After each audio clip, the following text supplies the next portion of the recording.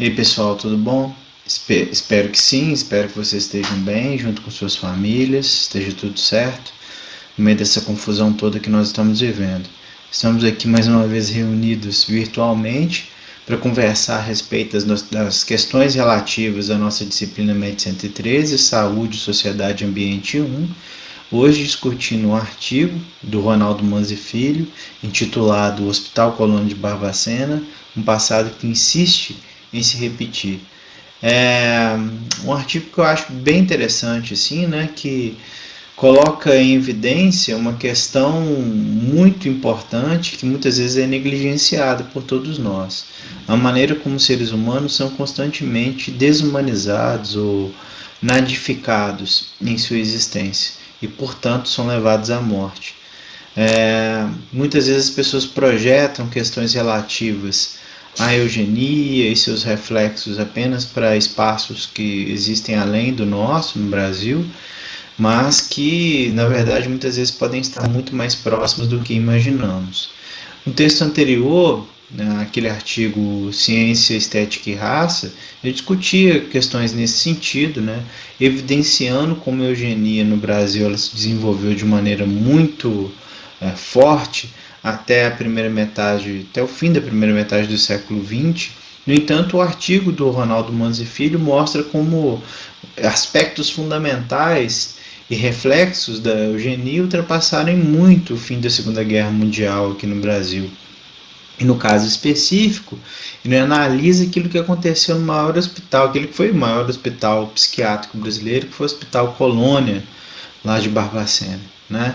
Que hoje é o Centro Hospitalar Psiquiátrico de Barbacena da FEMIG, e que obviamente não existe mais nos mesmos termos que nós vamos discutir aqui a partir do artigo do Ronaldo, mas que é interessante a gente pensar como esses reflexos eles ainda podem, né, estar aí à nossa volta, apesar de tanta mudança ocorrida desde o final dos anos 70 para cá, especialmente a partir das denúncias contra os processos de natificação ou desumanização que ocorriam no seio dessa instituição psiquiátrica específica, mas no sistema de atenção psiquiátrica de maneira geral aqui no Brasil e em outros lugares do mundo, né, apontando inclusive para essa dimensão como reflexos diretos das ideias eugenistas. Mas enfim, vamos lá aquilo que o autor se propõe a discutir conosco nesse artigo. Então, uma das primeiras questões que ele coloca, logo no resumo, é qual que é o objetivo dele com essa discussão, que é justamente discutir os horrores do Hospital Psiquiátrico Colônia, ou Centro Hospitalar Psiquiátrico, tem um errinho aí, entre 1919 e 1980, especialmente a partir da denúncia mais recente apresentada pelo livro reportagem da jornalista Daniela Arbex, que foi publicada em 2013, que é o Holocausto Brasileiro. Vocês já devem ter, muito provavelmente, ouvido falar dessa produção, que é um livro bem interessante, né, que é fruto de uma série de reportagens publicadas por ela, e que traz à tona, inclusive, o que é bem curioso, informações que não eram novas, informações que já eram de domínio da opinião pública desde o final dos anos 70, perdão, e algumas outras desde os anos 60. Ela reaviva, na verdade, as histórias do Colônia. Ela não conta uma novidade, porque se a gente for parar para pensar, a primeira série fotográfica feita no hospital foi em 1961 pelo jornal O Cruzeiro. Depois disso, há um documentário muito impactante, muito forte, do Elvésio Raton, ainda como estudante de psicologia, lá em 1979, o ano que eu nasci, que é a primeira vez que se tem um registro com áudio e vídeo dentro do Colônia.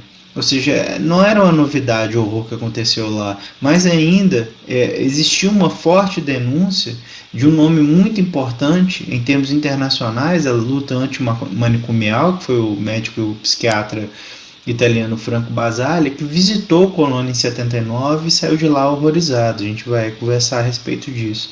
Ou seja, ela não traz necessariamente uma novidade, mas as pessoas se horrorizam muitas vezes com as coisas e esquecem delas. Então, o livro da Daniela Arbex, que se transformou em um documentário, que eu recomendo a leitura e recomendo também que assistam um documentário, evidencia como a nossa memória é seletiva nesse sentido e como essa seletividade é extremamente perigosa para a existência de todos nós. Enfim, assim como jornalista, o autor considera a existência de proximidades entre as práticas dos campos de concentração nazistas e a experiência do horror vivenciado lá no Colônia. É interessante também dizer que a primeira pessoa a fazer essa correlação entre os campos de extermínio nazistas e entre aquilo que se experienciou no Colônia não foram nem o Ronaldo nem a Daniela Abex, foi o Franco Basaglia lá em 1979. É a primeira pessoa que diz, olha, eu não saí de um hospital agora, eu saí de um campo de concentração, estou horrorizado com aquilo que eu vi. No caso, o autor se propõe a discutir que os processos de natificação ou desumanização experimentados ali, tanto nos campos de extermínio nazistas como Auschwitz, por exemplo, e o Colônia, ainda ressoam na atualidade, ou seja, na nossa vida hoje, de forma legal e sob os olhos da sociedade, ou seja, nós temos algum nível de consciência e de permissibilidade com relação a essas coisas, especialmente por parte daquilo que seria uma das características da sociedade brasileira, que seria o autoritarismo. A sociedade autoritária permitiria que a vida de algumas pessoas fossem consideradas menos importantes do que outras, e que essas pessoas, portanto, fossem levadas para lugares onde elas fossem desumanizadas, onde elas desapareceriam, que era o caso do hospital. E aí a gente tem a denúncia em si do Franco Basaglia, feita lá em 79, logo após sair de uma visita no Colônia. E ele diz, abre aspas, hoje estive num campo de concentração nazista. Em lugar nenhum do mundo presenciei uma tragédia como esta. Ele faz uma série de correlações. Primeiro, por exemplo, o hospital era organizado em pavilhões, da mesma maneira que os campos eram. Nos campos mais conhecidos, pelo menos, como Auschwitz, Birkenau, era organizado em pavilhões, onde as pessoas eram confinadas. O campo era alimentado por linhas de trem, isso acontecia também lá em Barbacena. Havia uma estação exclusiva para o hospital, uma estação específica. Então essas correlações foram feitas por ele para além das cenas que ele presenciou lá dentro, da maneira como as pessoas de fato passavam por um processo que a gente pode chamar de mistanásia, que é diferente de eutanásia, quando a morte das pessoas é acelerada de maneira desumana, pode ser direta ou indireta, ou seja, pode ser feita de maneira não necessariamente intencional, seria indireta, as pessoas são levadas a uma aceleração do seu processo de morte, ou direta, quando elas são levadas à morte, e quem as leva à morte sabe exatamente o que está fazendo. Então ele faz esse tipo de correlação a partir das cenas que ele presencia lá dentro. É interessante também pensar quem foi esse cara, o Franco Basaglia. Ele foi um médico psiquiatra italiano, principal referência na Itália e internacionalmente a respeito do fim dos manicômios clássicos. Ele foi precursor do movimento da reforma psiquiátrica italiana, conhecido como psiquiatria democrática. Nasceu em 24, morreu em 1980, logo depois de ter passado por aqui no Brasil. Ele realizou um trabalho no Hospital Psiquiátrico de Trieste, lá na Itália, que foi considerado referência para o mundo inteiro pela Organização Mundial da Saúde. Inclusive, a partir de um processo que é de desinstitucionalização das pessoas. O que isso significa? Que as pessoas, quando são internadas em hospitais psiquiátricos, elas são institucionalizadas. Elas se transformam objetos da instituição. A rotina delas passa a ser a rotina imposta por uma entidade, Elas perdem vontade, elas perdem a margem de ação, porque elas têm que, de fato, viver de acordo com aquilo que a instituição permite que seja possível. Então ele começa um processo de desinstitucionalização de pacientes, ou seja, retirá-los do hospital, de criar redes de cuidado que não sejam do mesmo modelo de hospitais que são mais prisões do que lugares de cuidado. Então ele institui, por exemplo, residências terapêuticas para pacientes, redes de cuidado que se espalhem pelas cidades, que não necessariamente necessitem da internação das pessoas. E esse tipo de modelo, inclusive, está vigente no mesmo palco que foi o palco do horror lá do Colônia, que é Barbacena. Barbacena é um dos lugares que pode representar o exemplo no passado do pior e do presente daquilo que se tenta fazer de melhor, que são as residências terapêuticas para os pacientes psiquiátricos. É uma iniciativa bastante interessante que nasce com esse trabalho do Basaglia lá na Itália, lá em Trieste especificamente. Então aí a gente tem, né, as revelações dos horrores de Barbacena, narrados especialmente a partir do trabalho da Daniela Arbex, né, que reúne as informações que não são muitas vezes necessariamente uma novidade, que já foram denunciadas antes, mas ela tem esse esforço de fazer uma denúncia talvez um pouco mais robusta e com registros mais amplos daquilo que aconteceu. Então, um dos sintomas do horror está nesse excerto aí, né? Sônia cresceu sozinha no hospital, foi vítima de todos os tipos de violação, sofreu agressão física, tomava choques diários, ficou trancada em uma cela úmida sem um único cobertor para se aquecer e tomou as famosas injeções de entorta, né, que faziam a pessoa se contorcer toda para ficar quieta, que causavam impregnação no organismo e faziam a boca encher de cuspe. Deixada sem água, muitas vezes, ela bebia a própria urina para matar sua sede. Tomava banho de mergulho na banheira com fezes, uma espécie de castigo imposto a pessoas que, como Sônia, não se enquadravam às regras da instituição. Se você fugisse do processo de institucionalização, você seria penalizado por isso. Por diversas vezes teve sangue retirado sem o seu consentimento por vampiros humanos que enchiam recipientes de vidros a fim de aplicá-lo em organismos mais debilitados que o dela, principalmente nos pacientes que passavam pela lobotomia. A intervenção cirúrgica no cérebro para seccionar as vias que ligam os lobos frontais ao tálamo era recorrente no Colônia, muitas vezes também como um tipo de sanção, né?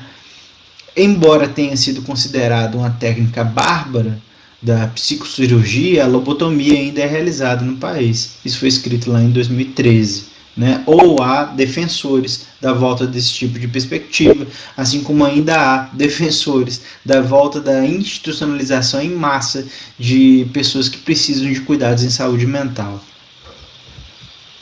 Mais um fragmento do livro da Daniela Arbex. Quando o superintendente do Serviço de Psiquiatria da Fundação Educacional de Assistência Psiquiátrica, Ronaldo Simões Coelho, pisou no terreno do Hospital de Neuropsiquiatria Infantil, localizado no município de Oliveira, só um parênteses, esse é um hospital que é fechado e que envia todos os seus pacientes, que são crianças, para o Hospital Colônia. Lá essas pessoas são, né, essas crianças são misturadas com pacientes adultos, por exemplo, são chamados meninos e meninas de Oliveira.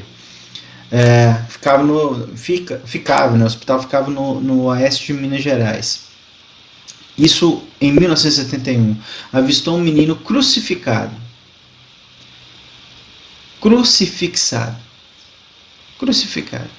Apesar do sol inclemente, o garoto, que aparentava idade inferior a 10 anos, estava deitado no chão, com os braços abertos e amarrados e o rosto queimado pela exposição ao calor de quase 30 graus. Voltou-se para a freira, responsável pelo setor, esperando alguma explicação para aquilo.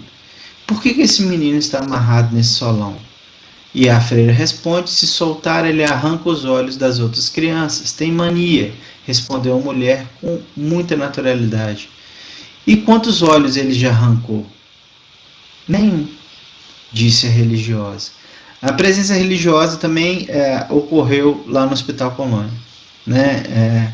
É curioso pensar como várias instituições de saúde, hospitais sobretudo, tiveram essa presença religiosa em sua administração. Né? Concordando com a perspectiva do Giorgio Agamben, que é um autor italiano, o Ronaldo Manzi Filho faz algumas considerações sobre o uso do termo holocausto. Né? É aquilo que designa o processo de execução em massa de pessoas durante a Segunda Guerra Mundial, especialmente judeus, mas não apenas judeus. Outras vítimas do holocausto podem ser indicadas como homossexuais, ciganos, deficientes físicos e mentais, mas ele faz uma discussão a respeito da, digamos assim, da justeza do uso do conceito para aquilo. Não é uma negação da existência do processo de dizimação em massa de pessoas, ok? Não é uma negação do Holocausto, mas é uma reflexão a respeito do uso do termo, que nasce lá com o George Agamben. Então, concordando com a perspectiva indicada pelo Agamben, Mães e Filhos se recusa a utilizar o termo Holocausto, tanto no que se refere aos horrores da Segunda Guerra, quanto naqueles praticados em Barbacena. Ele explica exatamente por que ele vai concordar com Agamben. Algumas pessoas também costumam criticar um pouco o livro da Daniela Arbex, dizendo que ela se vale um pouco de certo, digamos assim, sensacionalismo no título, mas, por outro lado, pode-se considerar também que a chamada, que pode ser indicada como sensacionalista, ela é necessária para que as pessoas tenham a sua atenção voltada para aquela discussão. É curioso como muitas vezes a gente precisa de um termo muito forte para que a gente possa olhar para algo que é um problema forte de qualquer maneira, sem precisar de um subterfúgio desses. Mas, enfim, por que há essa discordância com relação ao termo Holocausto e não com o fato Holocausto, ou o fato dizimação em massa, né, com esse horror em si? Essa discordância se dá em razão de o termo ser originalmente ligado a questões religiosas judaicas, ou judaico-cristãs, mas necessariamente judaicas, significando o quê? Sacrifício supremo no marco da entrega total das causas sagradas e superiores. É como se fosse uma oferenda máxima que a pessoa crente, no caso o judeu, faria a Deus em um altar sagrado. Ele queima um sacrifício em um altar sagrado, o que não ocorre nos fatos contemporaneamente correlacionados, segundo Agamben e concordando com ele, Mães e Filhos. Então eles fazem uma crítica ao uso de um termo para designar o assassinato em massa de milhões de pessoas, a um termo que originalmente é religioso, ou seja, seria uma espécie de agressão dupla a essas pessoas que foram assassinadas. Elas foram assassinadas, sendo elas judias, por exemplo, por conta do ódio eugênico nazista, por conta do ódio fascista, mas ao mesmo tempo é utilizado para designar o ódio executado contra elas, o crime de assassinato em massa, o genocídio, com um termo que seria próprio de sua fé. Em termos bíblicos, o holocausto é o sacrifício que se faz em honra de Deus em um altar próprio, no qual a oferta de animais ou mesmo de pessoas eram queimados. No caso, a palavra em hebraico, olá, significa oferendas consumidas em chamas, derivado do verbo fazer subir, portanto queimar. Então, se aproxima o fato de muitas dessas pessoas terem de fato terem os seus corpos queimados em fornos nos campos de concentração, com a cinza subindo aos céus. Aquele não é um ato sagrado, aquele é um ato de horror.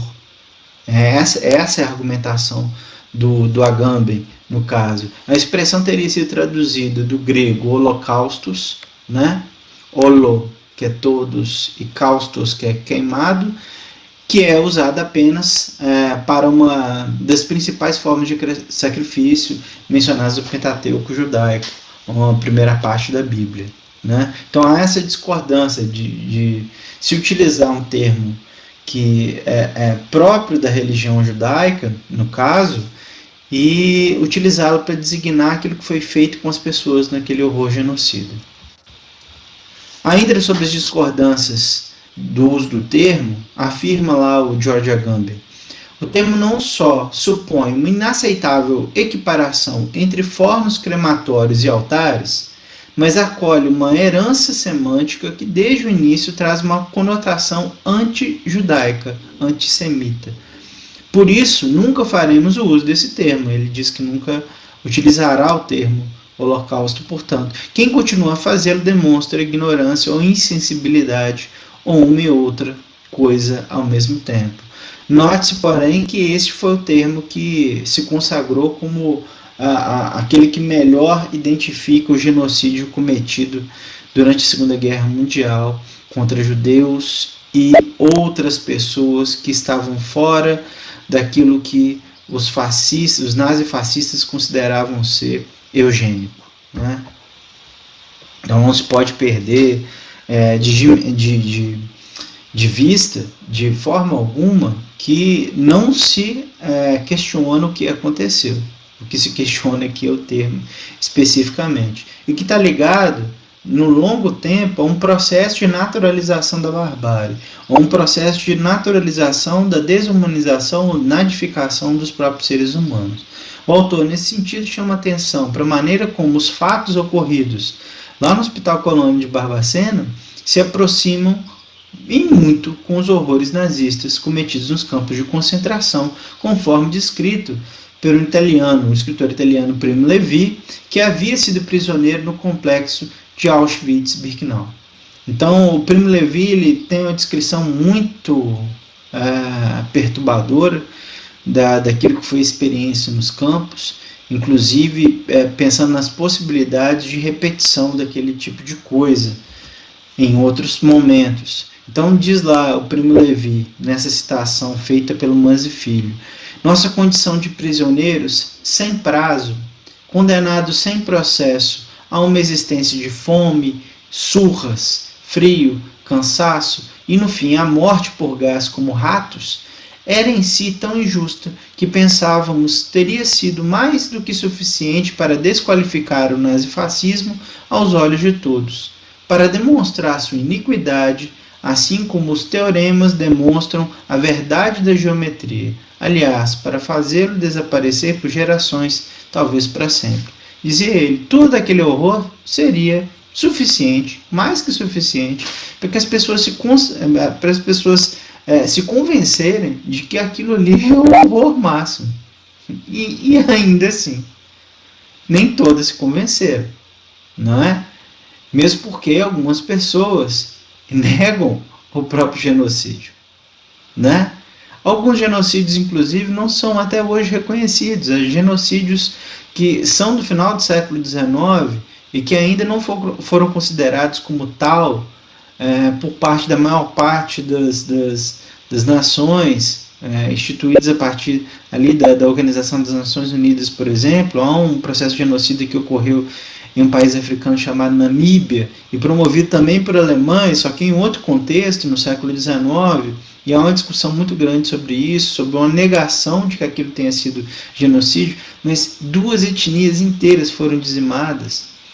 Ou outros casos, como o chamado genocídio armênio, movido pelo Estado turco otomano, que também é uma discussão ainda não solucionada. Enfim, esses horrores todos serviriam de exemplo máximo para que nós aprendêssemos com eles, mas ainda assim há pessoas que negligenciam tais fatos, há pessoas que dizem que isso não aconteceu, há pessoas que inclusive gostariam que isso se repetisse, de maneiras mais sutis muitas vezes, mas não deixa de ser repetição. Há pessoas que justificam a desumanização de outras pessoas cotidianamente.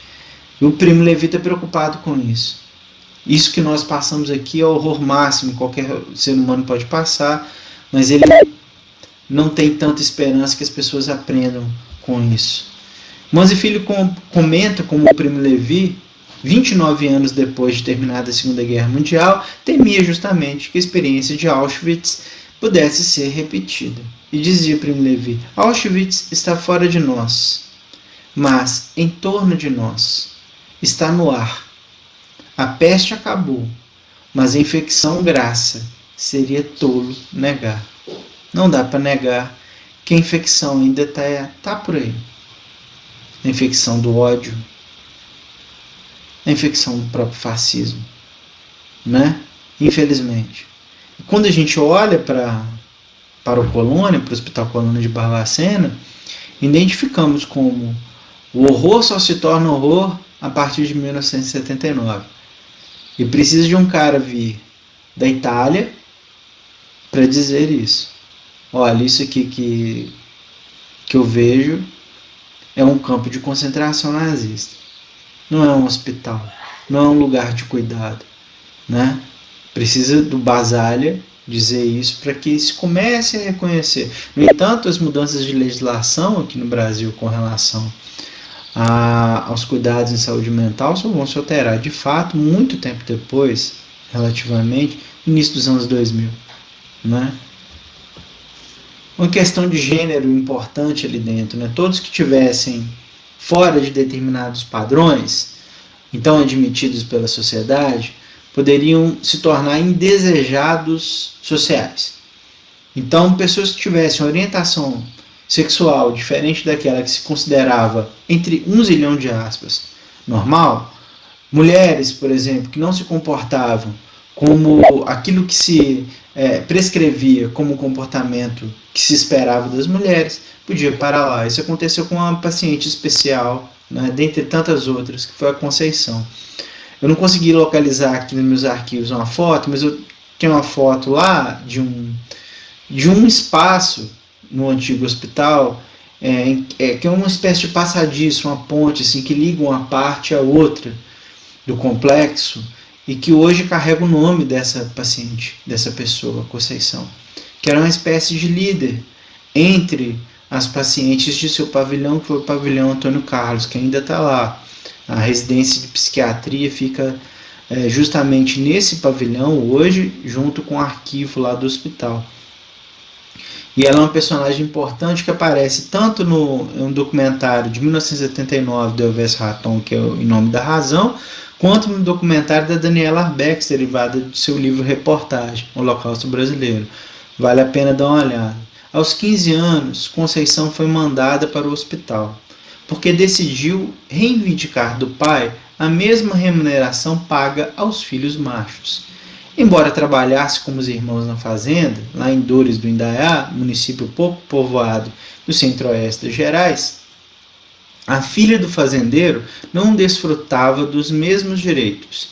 Pela atitude de rebeldia da adolescente, o pai aplicou o castigo. Decidiu colocar Conceição no famigerado trem de doido, único no país que fazia viagem sem volta.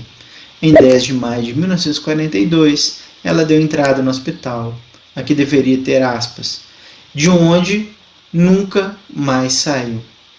Em 30 anos, nunca recebeu uma visita.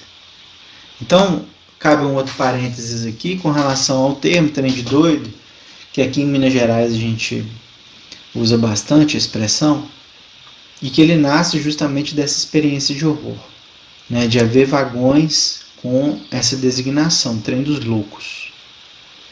O trem que servia para esse fim. E era um trem, geralmente, com viagem sem volta.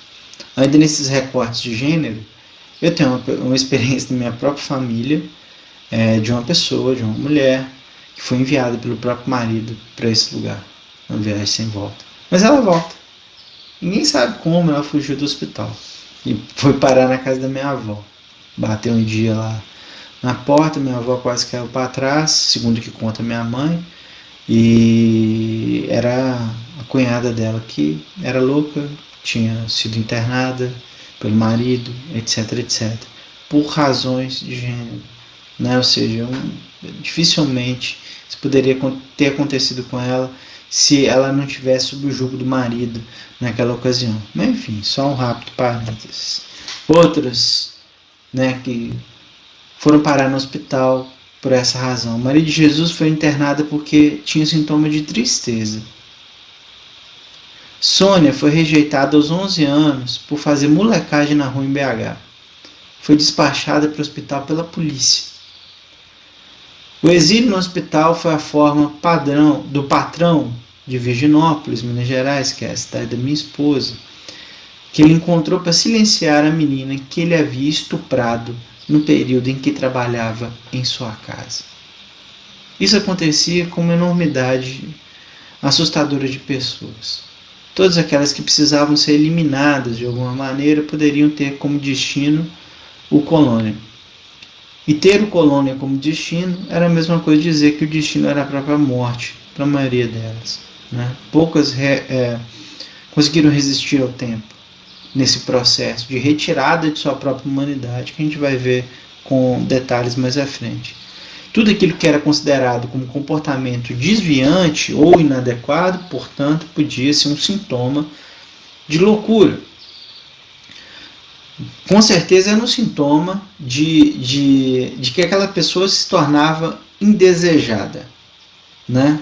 Por ser inadequada ou por ser desviante. Luiz Pereira de Melo, internado por ser tímido, aos 16 anos de idade. Adelino Ferreira Rodrigues, internado por ter sido mordido por um cachorro. Notem, nem a timidez, nem o fato de ter sido mordido por um cachorro foram as razões para levar Luiz e Adelino para o hospital. Eles provavelmente possuíam outras características que faziam com que a sociedade não os quisesse por perto.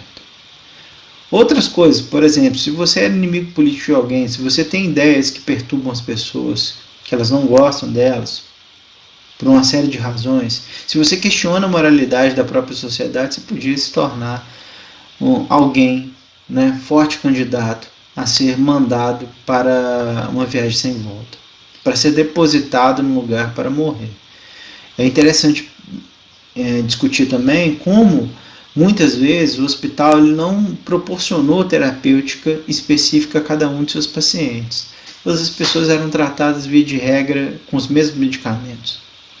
Todas eram enquadradas no mesmo sistema, sem distinções.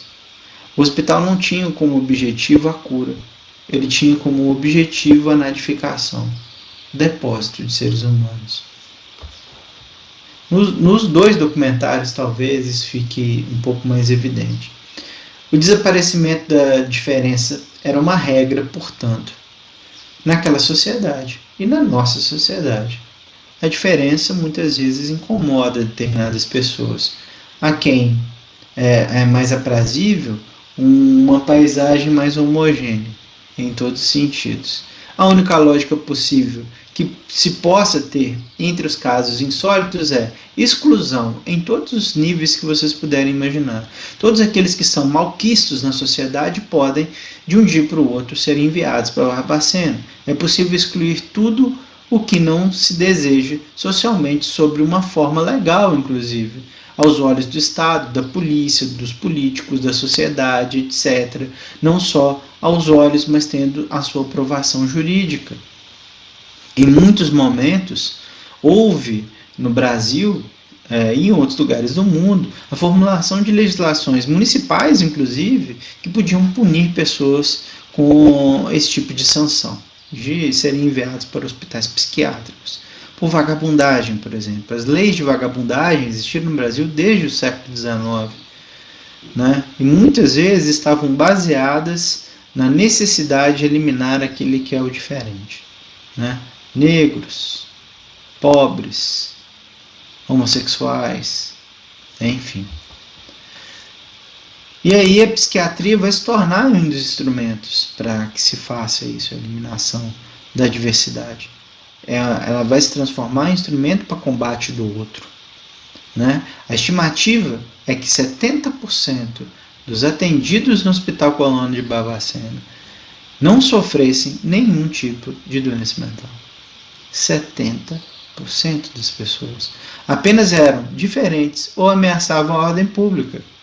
Por isso, Colônia tornou-se destino de desafetos homossexuais, militantes políticos, mães solteiras, alcoolistas, mendigos, negros, pobres, pessoas sem documentos e todos os tipos de indesejados sociais, inclusive os chamados insanos ou loucos. Ou seja, é uma gama muito grande de indesejados. Boa parte de nós ainda indeseja várias dessas pessoas, né? Sob as bênçãos da teoria eugenista, o hospital cumpre o papel de eliminar os chamados degenerados.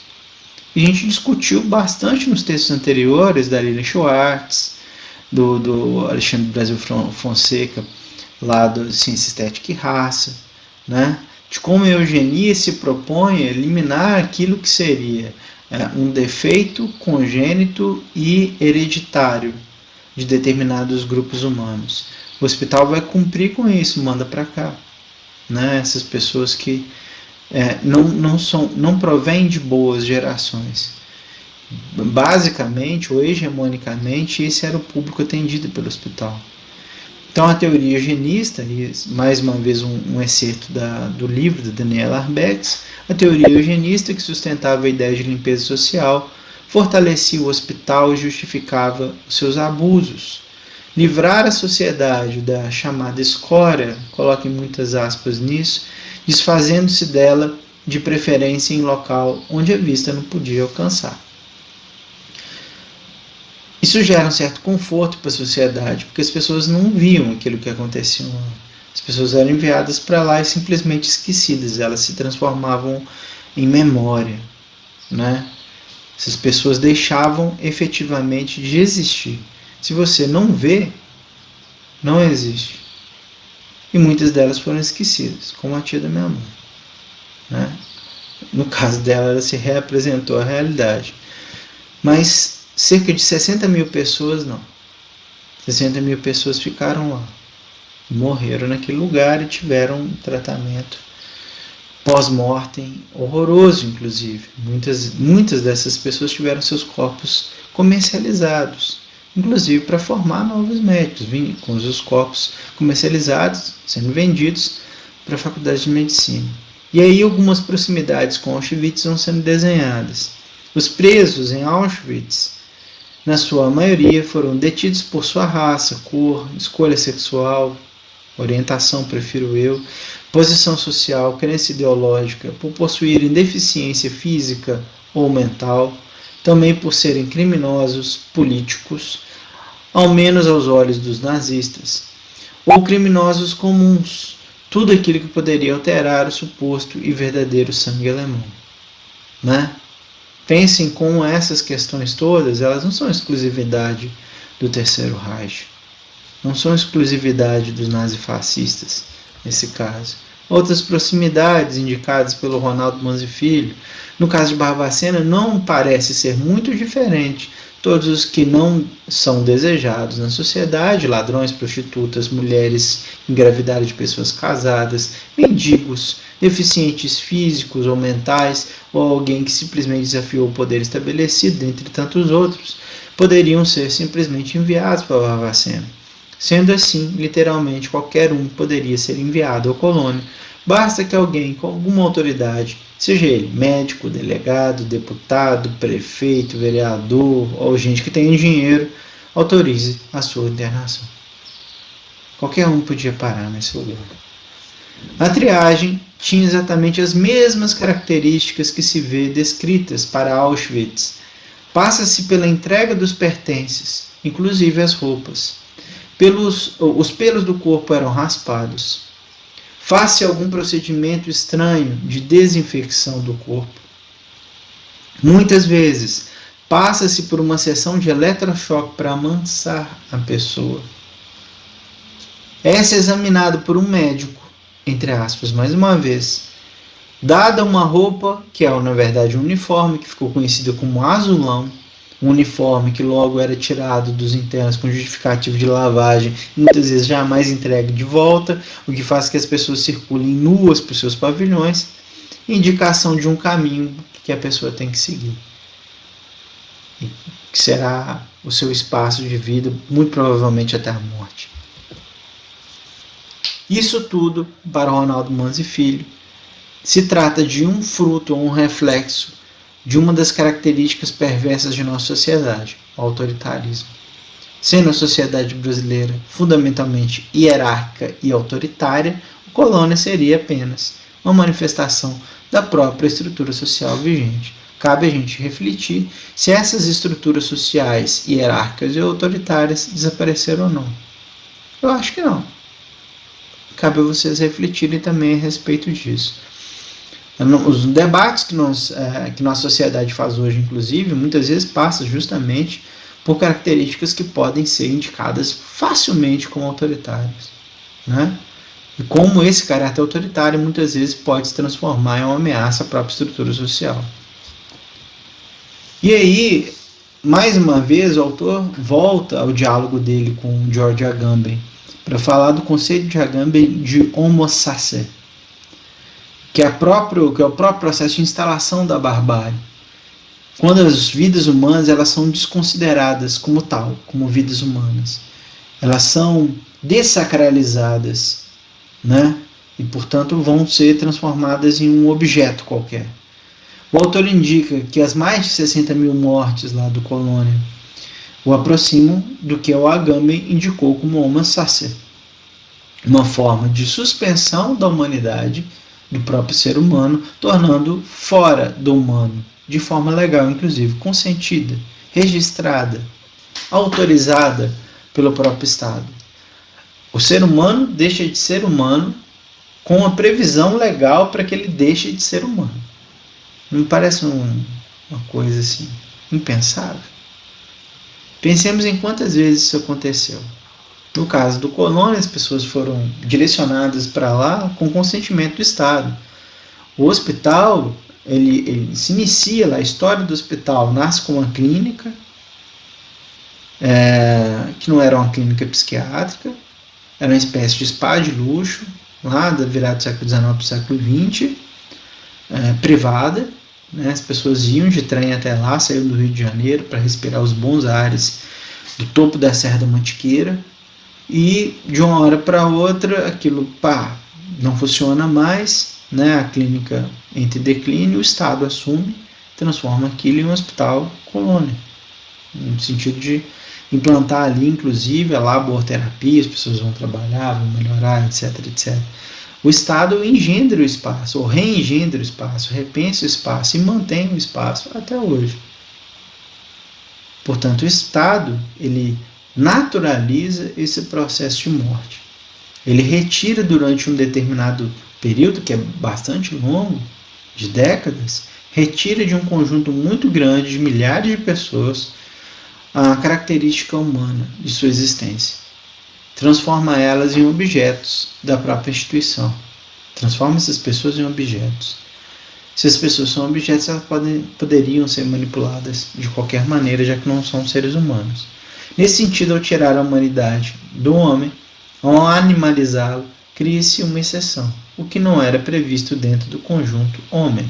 Se não é considerado homem mais, se não é considerado mais humano, se é considerado animal ou objeto, o que se pode fazer com essa pessoa? Tudo. Qualquer coisa. Eis aí o perigo. Eis aí, né, a continuidade da preocupação que o Primo Levi coloca, né, quando comenta de sua própria experiência no campo de Auschwitz. Ainda continuando essa discussão sobre o Homo sacer, o conceito do Agamben, junto ao mato havia seres humanos esquálidos. 280 homens, a maioria nus, rastejavam pelo assoalho branco com tornozelos pretos em meio à imundície do esgoto aberto que cruza todo o pavilhão. Marlene sentiu vontade de vomitar. Essa era a situação de mais ou menos a média dos pacientes daquele lugar, ou a maioria hegemônica deles todos. Ou seja, uma condição que os animaliza, né? Retira deles a essência de existência humana. De acordo com os dados disponibilizados na obra de Daniel Arbex, em seu apogeu, a população do Colônia teria chegado a 5 mil internos, quando a capacidade era para 200. As camas foram substituídas por capim, isso aconteceu nos anos 30, para otimizar o espaço. E não havia cobertores nem roupas suficientes para que todos pudessem suportar o frio da Serra da Mantiqueira. Barbacena é frio, não sei se vocês conhecem lá, no inverno, bastante frio. Essas pessoas todas amontoadas, muitas vezes sufocavam umas às outras no desespero pelo aquecimento do próprio corpo. A substituição das camas por capim foi então oficialmente sugerida pelo chefe do Departamento de Assistência Neuropsiquiátrica de Minas Gerais, o José Consenso Filho, como alternativa para o excesso de gente que habitava os espaços do Colônia. A intenção era clara: economizar espaço nos pavilhões para caber mais e mais infelizes. Essa foto do repórter fotográfico Luiz Alfredo, feita para a revista O Cruzeiro em 1961, talvez reflita bem essa política implementada e nos anos 30, né? Vocês veem aí que não há camas nesse pavilhão, que é capim nas extremidades e o centro aqui nesse instante liberado. Alguns relatos dizem que na hora do recolhimento, um outro monte de capim podia ser feito ao centro também, para justamente caber mais e mais gente. Imaginem insetos, parasitas, enfim, que estavam nesses capins sobre os quais as pessoas dormiam. Isso aqui mais uma cena capturada pelo Luiz Alfredo de um pavilhão. Se a foto é aproximada, muitas vezes a gente consegue ver o recheio de capim desse tecido sobre o qual as pessoas estão deitadas. Eu não vou chamar isso de colchão de jeito nenhum. Essa outra cena, também fotografada lá pelo Luiz Alfredo, em um pavilhão feminino, algumas cenas marcantes que completam esse quadro de aproximação entre os pavilhões do Colônia e os pavilhões dos campos, né? Essa aqui também, muito impactante, né? Esse conjunto de homens, aí notem que o uniforme sempre incompleto, né? Ou tem a calça, não tem a camisa, ou não tem nada, né? As pessoas estão completamente nuas, nesse caso aqui. Mais uma cena de pavilhão. Outra coisa que é marcante também, né, de aproximação entre a experiência do Colônia e a experiência dos campos de extermínio, é essa questão do uniforme. Né? As pessoas vestindo o uniforme são transformadas em uma massa, uma coisa só. É uma discussão que muitos autores costumam fazer. Nesse processo ainda de naturalização da barbárie, dor, sofrimento e violência são os fios condutores do processo. Sobre ter passado as próprias fezes no corpo enquanto esteve grávida, a paciente Sônia assim justificou seu ato. Notem. Foi a única maneira que encontrei de ninguém machucar meu neném. Suja desse jeito, nenhum funcionário vai ter coragem de encostar a mão em mim. Assim protejo meu filho que está na barriga. Pensem o horror disso. E pensem ao mesmo tempo na demonstração de plena consciência de si que essa mulher deu. Ciente dos horrores que poderiam acontecer com ela e com o seu filho. A banalização da morte é uma questão forte, eu já mencionei rapidamente anteriormente. O livro Holocausto Brasileiro de Daniel Arbergs aponta para o fato de que muitos pacientes falecidos lá no hospital entre aspas, tiveram seus corpos ilegalmente vendidos, sendo que o número pode chegar a 1.823 pessoas, cujos cadáveres foram comercializados para 17 faculdades de medicina, especialmente durante a década de 1970. Em alguns momentos em que o mercado ficou cheio de corpos, passaram-se a vender peças anatômicas separadas, um pé, um braço, uma cabeça, etc, etc. Vendas absolutamente ilegais, no entanto, todas registradas em livro próprio, e o documentário e o livro mostram isso de maneira bem evidente. Há um processo de desconsideração da vida. Diante da agressividade, Sueli teve a sua arcada dentária retirada por ordem dos médicos. No hospício, tira-se o caráter humano de uma pessoa e ela deixa de ser gente. É permitido andar nu e comer bosta, mas é proibido o protesto de qualquer que seja a sua forma. Se você se insurge contra a instituição, você é alvo das sanções mais pesadas, como ter sua própria arcada dentária retirada. E aí, dando continuidade a esse processo de barbárie, o que aconteceu no Colônia não é uma exceção, mas um acontecimento dentro dessa nova lógica que Auschwitz proporcionou. O Colônia é um exemplo desse novo conjunto, como a banalidade do mal, como indicada lá pela Hannah Arendt, em sua análise do processo contra o nazista Adolf Eichmann, que foi julgado em Jerusalém. As pessoas dizem que cumprem ordens da instituição, os funcionários, os médicos, quando executam determinadas ações. Elas banalizam o próprio mal que suas ações simbolizam, que suas ações materializam. Elas negligenciam que elas possuem escolha ética diante daquilo que é ordenado para que elas façam, né? Eichmann, em seu julgamento, ele disse isso: eu cumpri ordens. Eu estava lá simplesmente dizendo fazendo aquilo que os outros diziam que eu deveria fazer. Essa é a explicação que muitas pessoas, no caso do Colônia, também apresentam. Né? Eu fiz, mas eu fiz porque disseram que tinha que ser daquele jeito. As pessoas se retiram na condição de sujeito consciente, de sujeito ético.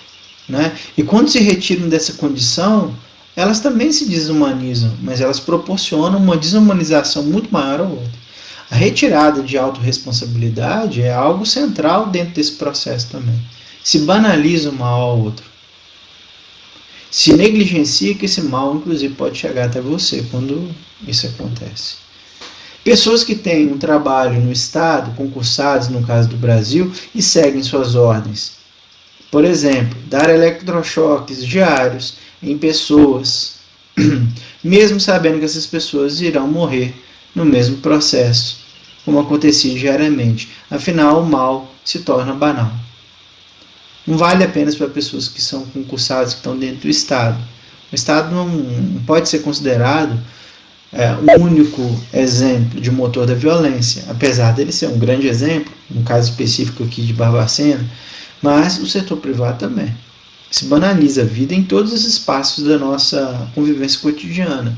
Infelizmente, o nosso tecido social ainda está bastante impregnado desse tipo de ameaça. É certo que a Daniela Arbex mostra como os funcionários se sentiam mal, muitas vezes, em seus deveres, mas eles os cumpriam e depois testemunharam sobre o que fizeram, sem serem condenados, obviamente porque estavam cumprindo ordens do Estado, que, aliás, fez e faz tudo para esconder suas barbáries, como nas torturas durante a ditadura civil-militar que recentemente ocorreu no Brasil e que muitas pessoas também dizem que não aconteceu. Do mesmo jeito que dizem que o genocídio durante a Segunda Guerra Mundial não aconteceu. Né? Pessoas, inclusive, foram afetadas pela ditadura civil-militar no Brasil de maneiras que elas não reconhecem ainda. E muitas pessoas durante a ditadura civil-militar foram parar em manicômios como o de Barbacena. Tiveram suas vidas muitas vezes destruídas. Aí alguns registros importantes desse terror. O primeiro, talvez o primeiro feito em termos audiovisuais, é o primeiro sem dúvida, que é o filme documentário Em Nome da Razão, do Elvésio Raton, que foi feito em 1979. É o primeiro registro em áudio e vídeo feito dentro do Hospital Colônia de Barbacena. É muito perturbador. Muito perturbador. Então, a narrativa assim, curta, muito espaço e tal, as imagens e os sons falam muito mais por si. É muito interessante, eu recomendo fortemente que vocês vejam. É muito, muito, muito interessante. Outra dica é o livro e o documentário da Daniela Arbex, O Holocausto Brasileiro. Tem uma série de questões interessantes para pensar, mas, de fato, talvez seja o trabalho que reuniu o maior número de informações a respeito daquilo que aconteceu em Barbacena. Então, vale muito a pena dar uma olhada, né? Tanto no livro quanto no filme. É bastante impactante porque revelam-se ali vozes diferentes dentro do processo, né? Vozes de pacientes, de médicos, de antigos enfermeiros e outros trabalhadores que atuaram no hospital, de pessoas da cidade de Barbacena, de como essa memória social da loucura na cidade ainda é muito problemática para a cidade, enfim. É muito interessante, recomendo também fortemente que vocês deem uma olhada. Eu coloquei aqui também O Bicho de Sete Cabeças, que é um filme baseado no livro do austragésimo Carrão Bueno, que é uma narrativa autobiográfica, porque ele passou por esse processo. O filme foi lançado em 2000, é um filme muito interessante também. E eu esqueci de colocar outro aqui, que é igualmente importante, que é Nise, O Coração da Loucura, que fala, que conta a história da médica e psiquiatra brasileira Nise da Silveira. é outro registro belíssimo também, que eu também recomendo demais que vocês deem uma olhada para entender. A Anísia de Silveira, que era uma médica psiquiatra junguiana, ela trouxe à psiquiatria brasileira uma nova possibilidade de atuação a partir da arte, né? Da análise das imagens do inconsciente a partir da arte. Então, eu recomendo que vocês deem uma olhada nesse material para entender um pouco melhor a dimensão dessas questões todas, pensando que elas são fruto do próprio processo de discussão da eugenia aqui no Brasil, né? Tá ligado a experiências que não são só brasileiras também. Enfim, chegamos aqui ao final desta aula.